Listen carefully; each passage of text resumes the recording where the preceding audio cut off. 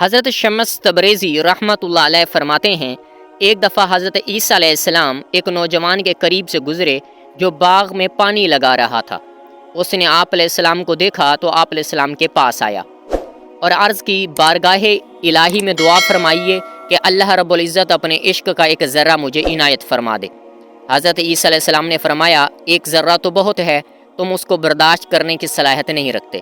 اس نے کہا کہ صرف نصف ذرہ ہی عطا فرما دے۔ اس پر حضرت عیسیٰ علیہ السلام نے پروردگار عالم سے دعا مانگی، یا اللہ اسے اپنے عشق کا نصف ذرہ مرحمت فرما دے۔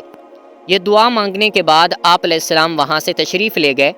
کچھ عرصہ بعد اسی راستہ سے آپ علیہ السلام کا گزر ہوا اور اس جوان کے بارے میں دریافت کیا تو لوگوں نے بتایا کہ وہ تو دیوانہ ہو گیا ہے اور پہاڑوں پر چلا گیا ہے۔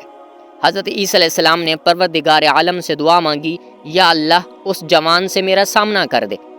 پھر آپ علیہ السلام نے دیکھا وہ جوان پہاڑ کی ایک چوٹی پر کھڑا ہو کر آسمان کی طرف دیکھے جا رہا ہے۔ آپ علیہ السلام نے اسے سلام کیا لیکن اس نے کوئی جواب نہ دیا۔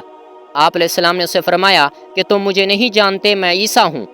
اللہ تعالیٰ کی طرف سے حضرت عیسیٰ پر وحی نازل ہوئی کہ اے عیسیٰ، جس کے دل میں میری محبت کا نصف ذرہ بھی موجود ہو، وہ کس طرح انسانوں کی بات سن سکتا ہے؟ مجھے قسم ہے اپنے عزت و جلال کی، اگر اسے آرے سے چیر کر 2 ٹکڑے بھی کر دیا جائے تو اسے احساس تک نہ ہوگا۔ سبحان